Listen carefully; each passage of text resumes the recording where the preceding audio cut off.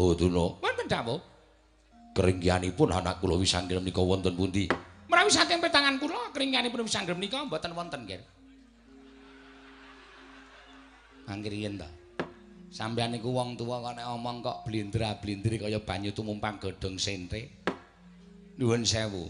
Didangu keringkiane enten pundi kok sampeyan bisa iso ngaturke malah paring pangandikan nek keringkiane Wisanggeni ora ana. Oh, nuwun sewu nggih Dik Patih. Napa sing mangandikake niku kula condong. Kula melu nggaris ngandhapi. Napa niku? Menggaris bawahi. Oh. Niku nek jarane sakniki menggaris ngandhapi pangendika paduka bilih Wisanggeni menika mboten gadahi keringkian. Wisanggeni menika nuwun sewu, lare wiji sejati lho, nggih. Wiji sejati. Kasinggihan. Dasaripun Wisanggeni menika anggenipun lair sampun dipun sia-sia dening para Jawata. Lairipun Wisanggeni menika mapan wonten ing Kawah Candradimuka. Lare babaran kayangan mila mboten nama maneh menawi Wisanggeni menika kasinungan kasekten ingkang langkunge dhateng sak pepadanipun titah. Tur dasare Wisanggeni menika winong wong dening dewanipun.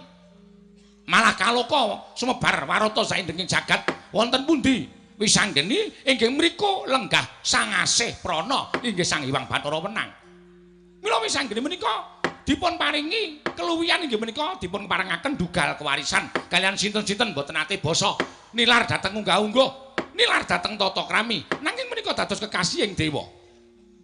Mila menawi gega dhateng aturipun ingkang Bapa ing Sukalima menawi Wisanggeni sampun atur nawala dhateng paduka anak Prabu nuwun sewu Nggongger kinarya nambak dumawahing korban pinten-pinten ingkang badhe tumanduk wonten negari Ngastina kawula ingkang boten ngertos kenthang kimuning lelakon pojok plereting kahanan badhe kasemyok ing ngaradan amargi pangamukipun Wisanggeni dinten samangke paduka kedah bawa laksana maringaken negari menika dhateng panguwasipun Wisanggeni boten kita namung sak sigar semangka.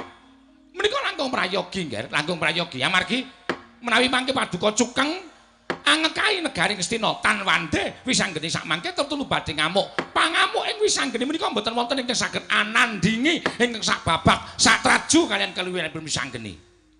Nggih. Menika nggih. Menawi ingkang nyuwun menika Abimanyu Gatotkaca lan sanes-sanesipun anak Pandhawa. Oh, kula wani tanggel. Kula ingkang dipun ajakaken wonten ing pabaratan. Nuwun sewu. Niki malah sampeyan ngetokke karo keringkian sampeyan. Ngetokke pripun, Dik Patih? Nek ngono sampeyan wedi karo Wisanggeni. Monggo sampeyan iku guruning wong perang, gurune wong olah guna kasantikan. Begawan Durna menika kondange ora kok kondang pendhita ingkang duwe ngelmu babagan kelantipan panggraita utawa ngelmu werda. Ning Begawan Durna